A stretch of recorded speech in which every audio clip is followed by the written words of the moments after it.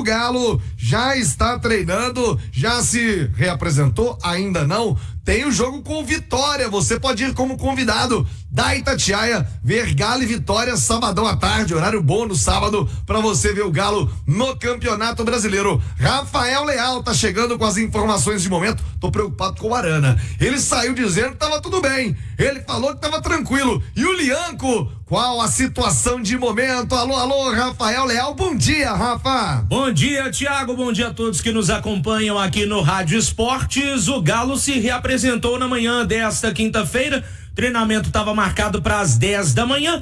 Aquele regenerativo para quem jogou, dá uma segurada ali na onda da turma, né? Até porque foi um jogo de muito desgaste físico, Thiago. E o treinamento que tem a programação também para um treinamento para a tarde desta sexta-feira, 4:30 da tarde, já no horário do jogo, para a turma ir se ambientando com o horário da partida do sabadão. Situações de Lianco e Arana, tá? Em apuração, a Itatiaia conversou com pessoas dentro do Galo que disseram que eles fizeram regenerativo normalmente e foi apenas aquele cansaço pós-jogo, isso no caso do Lianco, né? Ele tá exercendo essa função, jogando ali pela direita, não tá acostumado, né? Essa correria que exige a posição e a função que ele tem desempenhado em campo.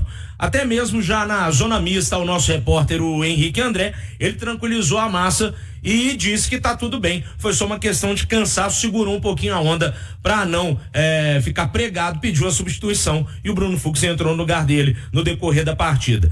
Sobre o Guilherme Arana, tá? Ele sentiu dores na região do pubis e da virilha e deixou o campo.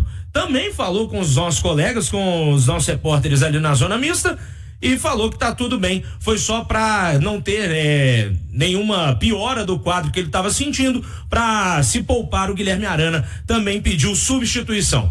Sobre a questão de ingressos pro sábado, Thiago, rapidamente, as vendas foram abertas ontem, tem entradas a partir de R$30 pra galera acompanhar Galo e Vitória.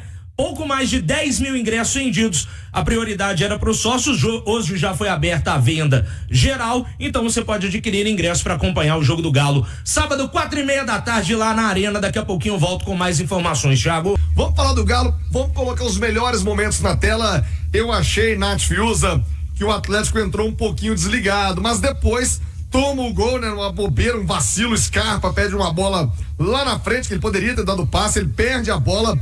Vem o contra-ataque e o Vasco acaba abrindo o placar. Mas de toda maneira, o Atlético muito superior, né, Nath? A todo momento o Atlético muito superior ao time do Vasco da Gama, Nath Fiuza.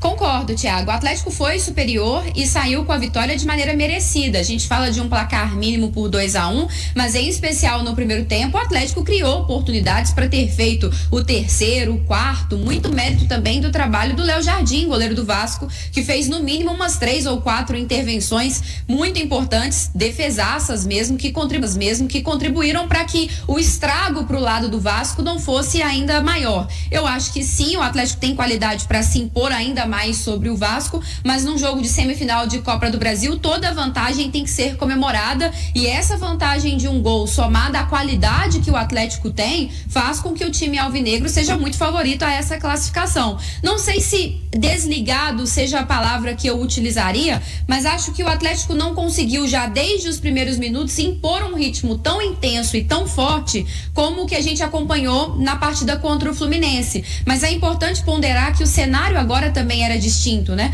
Naquela oportunidade o Atlético já entrou pressionado porque já perdia o confronto ali da ida, né? Considerando o placar do Rio de Janeiro. Ontem estava tudo 0-0, era um cenário diferente ao Atlético, fazendo o primeiro jogo em casa e não decidindo depois de, quem sabe, já ter um resultado adverso no primeiro jogo. Acho que isso fez com que o Atlético demorasse um pouquinho a engrenar ali o lado esquerdo, com a mudança tática entre Rubens e Arana, demorou também um pouquinho para fluir com um pouco mais de naturalidade, mas quando o Atlético deu velocidade ao jogo, os espaços apareceram e foram muito bem aproveitados. Mas destacar a postura do Galo, né? Que não se deixou também abater quando o Vasco fez o 1-0 com 13 minutos. O Alexandre Simões, estamos vendo aí os melhores momentos, o Arana de novo decisivo, a escolha do Milito funcionou, né? Com o Rubens fazendo a lateral e o Arana mais adiantado, a alegria do Arana, belo gol que fez o lateral esquerdo do Galo. E uma nova função e um detalhe interessante, né, o Thiago. O Didi, né, foi um dos maiores craques da história do futebol brasileiro. Quando treinador, e ele treinou até a seleção em Copa do Mundo, o Peru, em 1970, o Didi dizia o seguinte, né, e o desafio do treinador é tentar arrumar lugar para os melhores jogadores que ele tem. E o Milito lembrou isso um pouquinho, porque se especulava Igor Gomes entrar no lugar do Bernard, né, já que o Davidson não poderia jogar, e o Milito encontra a solução de quê? Coloca os dois laterais esquerdos que ele tem, porque o Rubens, para ele, é lateral esquerdo, embora possa exercer outras funções, adianta o Guilherme Arana, e o Guilherme Arana nessa outra função é peça fundamental nessa virada do Atlético. Ficou barato, e barato demais pro Vasco, né? De toda forma, o jogo mostrou a diferença técnica que existe entre as duas equipes, e eu acho que outros dois pontos são muito importantes dessa vitória do Galo ontem.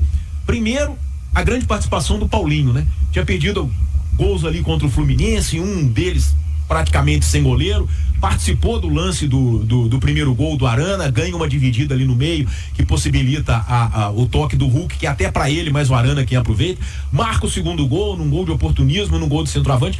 E outro ponto importante, o Vasco é um time de bola aérea muito poderosa e não conseguiu fazer isso valer diante do Galo. O Verratti não viu a cor da bola ontem, né? E é interessante, né, Thiago, que no segundo tempo, principalmente, o Vasco tentou explorar demais, pingar a bola na área. O Maicon é muito bom na bola aérea, o próprio Verratti, e o Vasco não conseguiu se fazer numa jogada em que ele é muito forte, que é na jogada aérea. Então, isso também é um mérito do Atlético e mais um ponto que a gente percebe de crescimento do Milito. Com certeza, isso não foi obra do acaso. Isso foi fruto de treinamento, né? Fruto de treinamento. Sabendo da valência do adversário, se preparou para poder encará-lo. E o Atlético foi muito bem nessa questão da bola aérea. Não é fácil marcar o Verratti, que hoje é o maior cabeceador do futebol brasileiro, sem dúvida nenhuma. Ô, Nath Fiuza, pra não dizer que tudo foram flores, eu vou te ser honesto, eu senti falta do Hulk de novo, tá? No jogo contra o Fluminense ele já não foi brilhante. É claro que ele é acima da média, mas ele não foi decisivo, não foi brilhante, como também não havia. Sabe aquela bola boba, às vezes umas bolas dominando a canela? Não sei o que tá acontecendo, se é posicionamento, mas não senti aquele Hulk brilhante de novo, viu, Nath? Eu também senti que o Hulk ontem, em boa parte das jogadas, esse domínio equivocado, ou às vezes um nervosismo, ou às vezes abandonar um pouco o lance para dar uma pilhada na arbitragem, são coisas que eu venho observando também no Hulk, mas é difícil até de criticar, Thiago, porque mesmo quando o Hulk não tá na sua rotação máxima, não tá no seu dia mais espetacular, ele ainda é uma peça muito importante. A gente fala de um jogo contra o Fluminense em que ele deu assistência para um gol, e a gente fala ontem do jogo contra o Vasco em que ele participa das jogadas, né? O entrosamento dele ali com o Paulinho, ele dá aquela ajeitada pro Paulinho poder receber a bola no primeiro gol, que depois vai chegar lá no Arana. Então ele ainda assim muito participativo, chama muito a responsabilidade. Mas a gente é acostumado a ver um Hulk ainda mais protagonista. Acho que é uma questão mesmo, não sei nem se de posicionamento. Acho que é mais uma questão, assim, de estar ali focado no jogo, de não se deixar tirar o foco por outras questões pormenores ali dentro do campo. Acho que passa mais por esse caminho, porque qualidade a gente sabe que ele tem de sobra. Eu tô botando